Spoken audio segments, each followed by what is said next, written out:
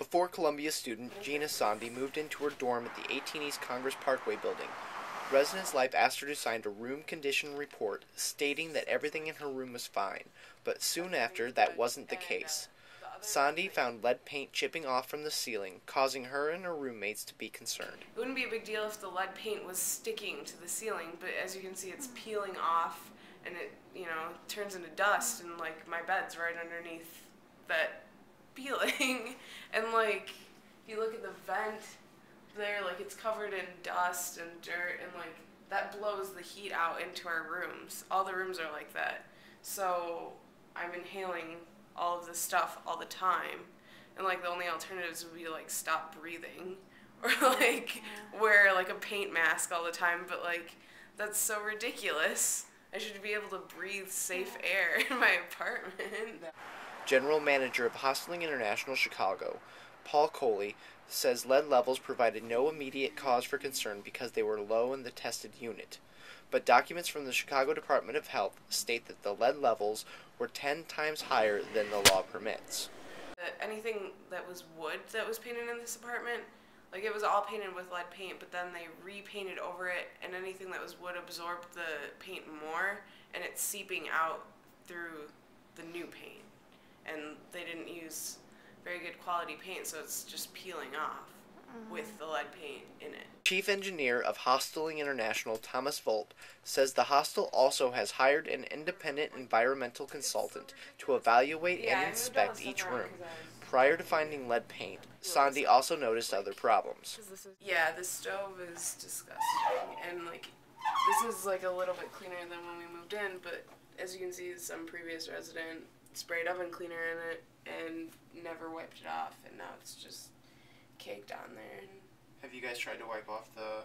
Yeah, I don't know, some of it's, it would come off with extensive cleaning, but, I paid to live here, it should be clean when I move in, And then we also had problems with mouse feces on top of the cabinets, and, when I went up there to, I don't remember why I went up there, but, when I looked on top, it's, there's still the dust and the grease up there, but, there were also mouse droppings, and I went and called my RA, Chelsea, and she was like, yeah, that's gross, that's mouse poop, and then she called Ram, our GA in the building, and he, at first was like, no, that's not mouse crap, that's not what that is, it's just dirt, and I was like, no, that's definitely mouse, and,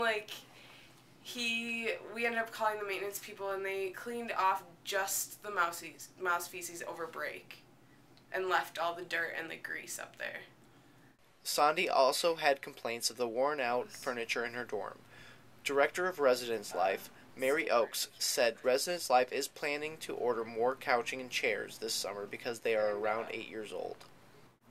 It's all on them to replace this or fix it or whatever, but they think that this is fine because this is how they gave it to us at the beginning of the year. Sondy says that Residence Life didn't allow her or other students to tour the 18 East Congress Parkway building. Oakes said this was because they did not want to interfere with any hosteling business. The University Center is the only dorm toured by students. When I moved in, I was under the assumption that I would be moving into somewhere that's similar to the University Center, not here.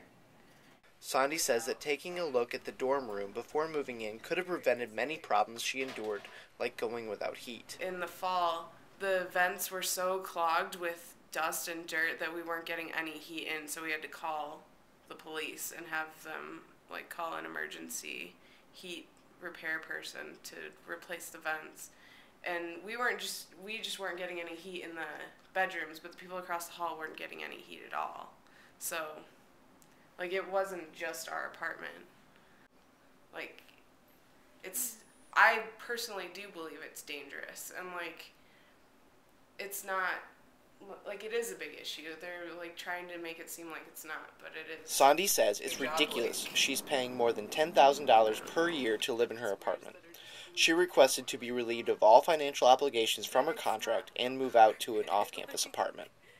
The reason why I'm at Columbia is to go to school, to learn, and I have homework to do and assignments, and it's taking like so much time out of my life to deal with this, like to deal with the building problems, to like go downstairs and fill out maintenance reports and like meet with Tom and Paul and meet with residents' life about all that. Like, this is taking up so much time out of my life, when if they could have just given me a satisfactory apartment in the first place, I'd be fine.